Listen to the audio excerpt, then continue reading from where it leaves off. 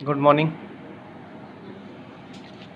तो द्विघाती सूत्र पढ़ रहे थे अपन, ठीक है। उसी से रिलेट करते हुए क्वेश्चंस करते हैं, या पहले श्रीधराचार्य विधि कर लेते हैं अपन। श्रीधराचार्य विधि, ठीक है, जिसको अपन द्विघाती सूत्र भी बोलते हैं, द्विघाती सूत्र भी बोलते हैं। अपन ने पढ़ा था कि कोई भी द्विघात समीकरण इस रूप की होगी, ax² plus bx plus c बराबर 0। ये द्विघात समीकरण किसी भी रूप में हो सकती है, ax² plus bx plus c, जहाँ a तो होगा x² का गुणांक, b होता है x का गुणांक, c होता है अचर पद। अचर पद तो वैसे a भी c भी है, लेकिन अचर पद का यहाँ मतलब है जिसके साथ x नहीं होगा। तो ये ax² plus bx plus c रूप की समीकरण होगी, जिसमें a होगा x² का गुणांक, b होगा x का गुणांक और c होगा अचर पद। तो इसको हल करने की हमने दो विधि पढ़ ली थी। एक तो गुणनखंड विधि और एक अपनी द्विघाती सूत्र, ठीक है, सॉरी पूर्ण वर्ग विधि। अब हम तीसरा पढ़ रहे हैं द्विघाती सूत्र। तो द्विघाती सूत्र में सबसे पहले स्टार्ट करने से पहले अपन बात करते हैं डी की, और डी होता है b² माइनस 4ac, जिसको अपन बोलते हैं विविध कर। विविध कर, ये जो विविध कर है ये भी एग्जाम में पूछ लेता है, ये भी एग्जाम में पूछ लेता है 1 नंबर में कि द्विघात समीकरण का विविध कर निकालें। और इस विविध कर पर ही डिपेंड करती है मूलों की प्रकृति, समीकरण का अस्तित्व, मूलों की प्रकृति, हलों की प्रकृति, ठीक है। ये सब किस पे डिपेंड करती है? विविध कर पे। डी का मान होता है b² माइनस 4ac, इंग्लिश में इसको बोलते हैं डिस्क्रिमिनेंट, और हिंदी में विविध कर। 1 नंबर में सीधा पूछा जा सकता है विविध कर निकालें। तो देखो, पहला कि अगर डी का मान 0 आ जाए, दूसरा इसमें डी का मान धनात्मक आ जाए यानी 0 से बड़ा, और तीसरा इसमें डी का मान नेगेटिव आ जाए यानी लेस देन 0। तो इन तीनों पर डिपेंड करती है अपने मूलों की प्रकृति। तो अगर डी का मान 0 आ जाए, तो पहले ही मैंने बता रखा है कि जितनी घात होती है उतनी मूल, हल, गुणनखंड सब होते हैं। तो 2 घात है तो मूल भी 2, गुणनखंड भी 2, हल भी 2। तो यहाँ जो दोनों होंगे, जब 0 आ जाए तो दोनों मूल वास्तविक तथा समान है, यानी उनका अस्तित्व है,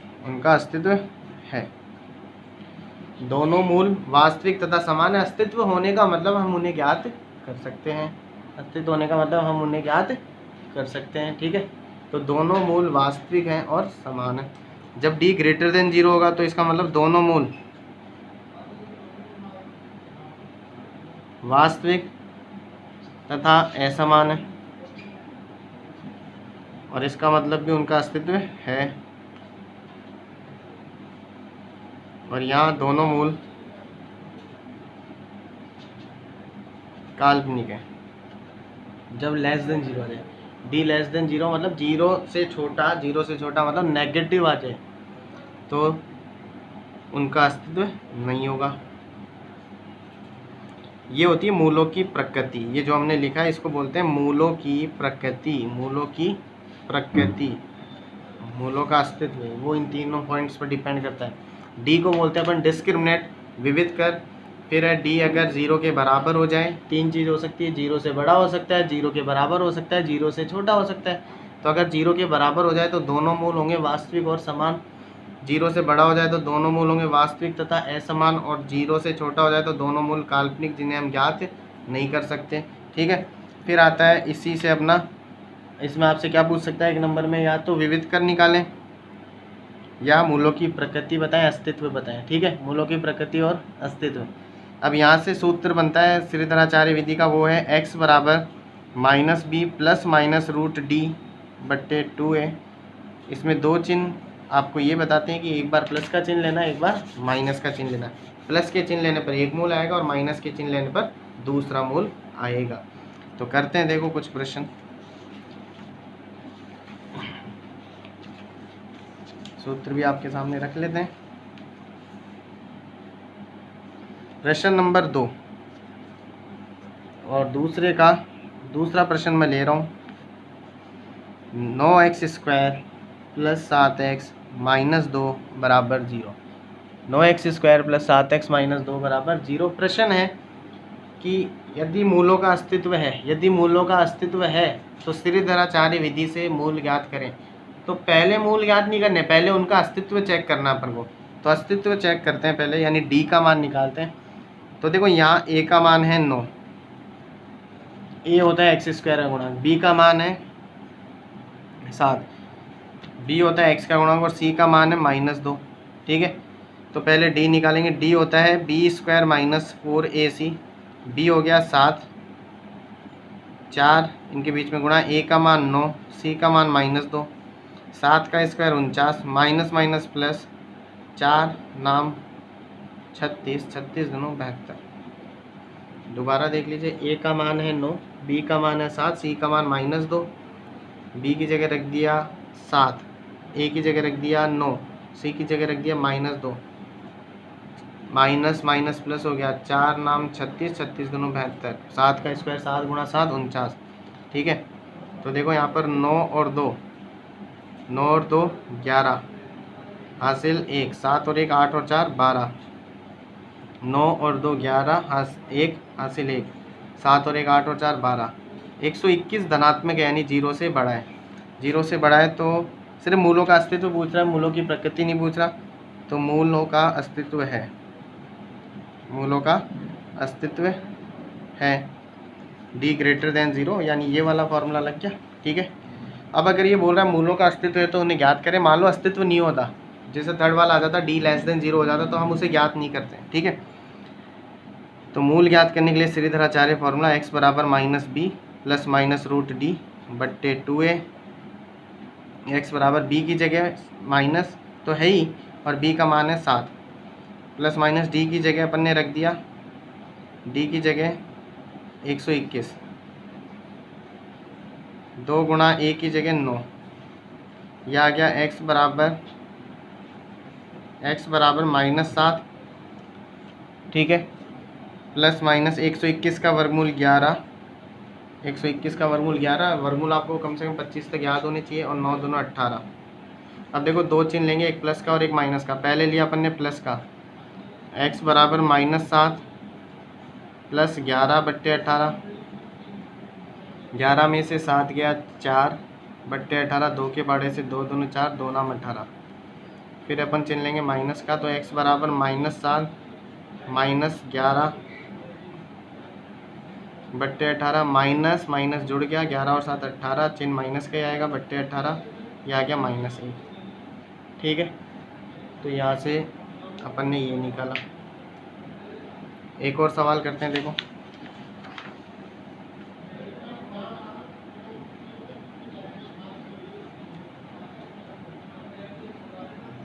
दूसरे का अपन करते हैं चौथा। √2x² plus 7x plus 5√2 = 0।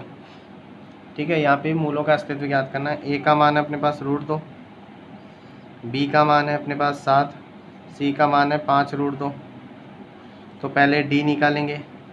d बताया था आपको b² माइनस 4ac होता है, b हो गया 7 और इस पर स्क्वायर, 4 गुणा a का मान √2, c का मान 5√2, 7 का स्क्वायर 7 तो 7 49, माइनस। अब ध्यान देना, √2 का पहले √2 में गुणा होगा, तो √2 गुणा होकर बन जाता है 2, और 4 का हो गया 5 में, 4 पंचे 20, और 20 का 2 में हो गया 40। दोबारा देख लें इसको, 4 का 5 में हुआ 20, √2 का √2 में हुआ 2, और 20 का 2 से हो गया 40। 49 में से 40 गया, 9 आ गया, जो धनात्मक है। धनात्मक होती मूलों का अस्तित्व है, ऋणात्मक होती ही नहीं होगा। 0 भी होगा तो मूलों का अस्तित्व होगा, लेकिन ऋणात्मक होती ही नहीं होगा, तो मूलों का अस्तित्व है।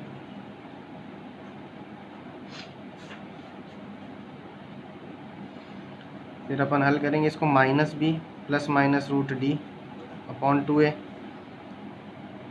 माइनस, और b का मान है 7 प्लस माइनस d का मान है 9 बट्टे 2 गुणा a का मान है √2, -7 प्लस माइनस 9 का वर्गमूल 3 और 2√2। पहले चिन्ह लेंगे प्लस का, तो x बराबर -7 प्लस 3 और 2√2। -7 प्लस 3 होता है -4 बट्टे 2√2, 2 दूना 4, x आ गया -2 बट्टे √2। फिर अपन चिन्ह लेंगे माइनस का, तो x बराबर -7 प्लस और माइनस में से माइनस लिया बट्टे 2√2।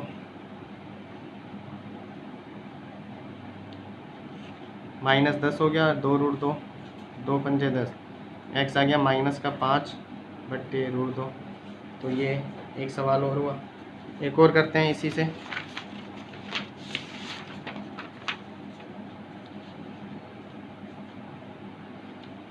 दूसरे का 6वां प्रश्न, 1/x -1/x -2 बराबर 3। तो पहले तो ये दीर्घात है ही नहीं, तो पहले अपन एलसीएम लेके इसको द्विघात में चेंज करेंगे। एलसीएम लेके इसको द्विघात में अपन चेंज कर रहे हैं, ठीक है। तो दो तरह के इसमें क्वेश्चन मिक्स हो गए, एक तो एलसीएम लेना और एक फिर उसको हल करना। तो ये इंपॉर्टेंट प्रश्न है। तो x और x -2 एलसीएम आ गया, x से x कट गया, x -2 बच गया। x -2 का गुणा अपन ने 1 में किया तो x -2, फिर x -2 से x -2 हट गया, x का गुणा 1 में किया, x बराबर 3। x से x कट गया, यहाँ बच गया -2, x का गुणा x में किया x² माइनस x का 2 में किया 2x बराबर 3 बट्टे 1। यहाँ कर दिया अपन ने वृज गुणा,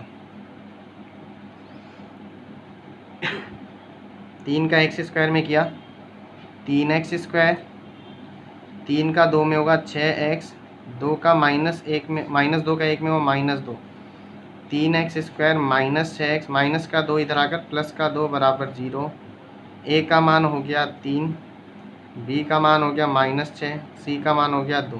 पहले अपन d निकालेंगे, d होता है b² - 4ac, b हो गया -6,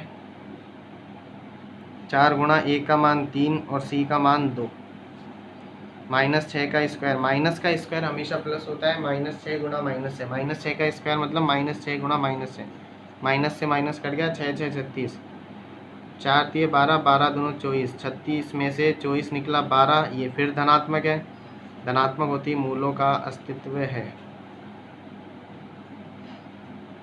अस्तित्व है तो श्रीधराचार्य विधि से इसको हल करना है। तो x बराबर -b प्लस माइनस √d/2a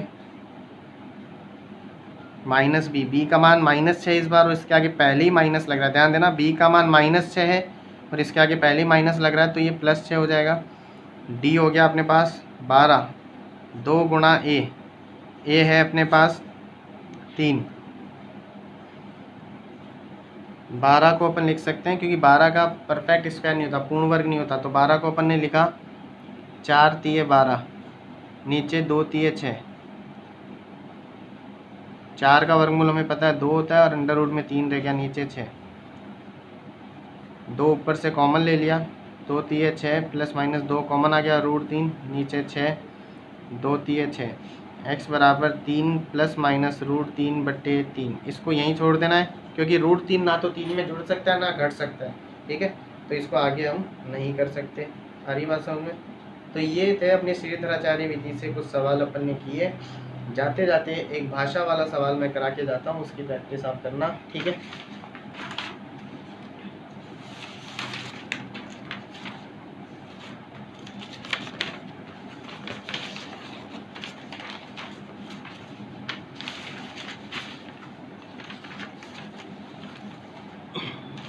यही कर लेते हैं। प्रश्न नंबर 3, दो ऐसे क्रमागत विषम धनात्मक पूर्णांक ज्ञात कीजिए जिनके वर्गों का योग 290 है। तो दो क्रमागत हैं और विषम है, ठीक है।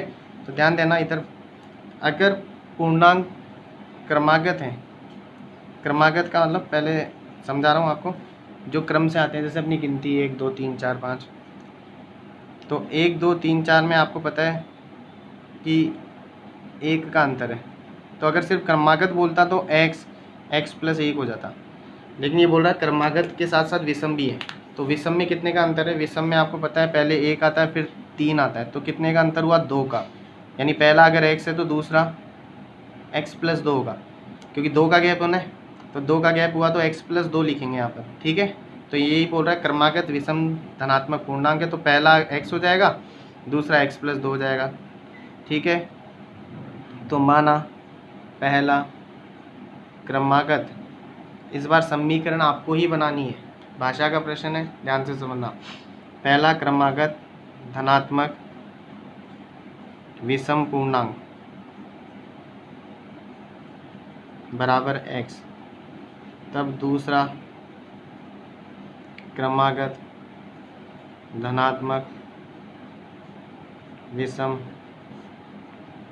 पूर्णांक बराबर x + 1। इसने बोल रखा है इनके वर्गों का योग 290 है, यानी प्रश्नानुसार वर्गों का योग, यानी इसका वर्ग करते हैं x², इसका वर्ग करते हैं x + 1 का होल स्क्वायर और उनका योग कर दें। इनके वर्गों का योग 290 है। x² ये हो गया a + b का होल स्क्वायर, a² + b² 1 का स्क्वायर 1 + 2ab यानी 2x आ जाएगा बराबर 290। x² और x² हो गया 2x², ये प्लस का 2x चल ही रहा है, प्लस का 1 प्लस का 290 इधर आकर माइनस का हो गया बराबर 0। 2x² + 2x + 1 - 290 - 289 हो जाएगा बराबर 0। ठीक है, तो इसको अपन श्रीधराचार्य से ही हल करते हैं। तो पहले d निकाल लेते हैं, तो a का मान तो 2 हो गया, b का मान 2 हो गया और c का मान -289 हो गया। d निकालेंगे अपन b² - 4ac से, b हो गया 2 का स्क्वायर, 4 गुणा a का मान 2 और c का मान -289, 2 का स्क्वायर 4 माइनस माइनस प्लस, 4 दूनो 8, 8 नाम 72 की 2 हासिल 7, 8 × 64 और 7 71 की 1 हासिल 7, 8 दूनो 16 और 7 23, 23 12 और 4 जुड़कर हो गया 23 16। ठीक है, 23 16 का वर्गमूल 4 चौक 16, या 8 हो गया जुड़कर,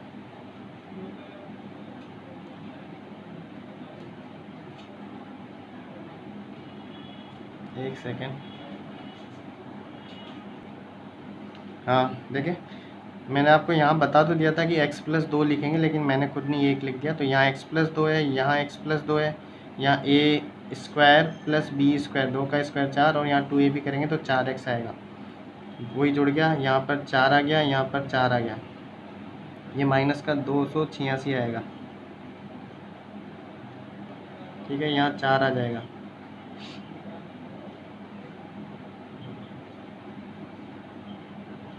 सही कर रहे हैं इसको, b की जगह 4।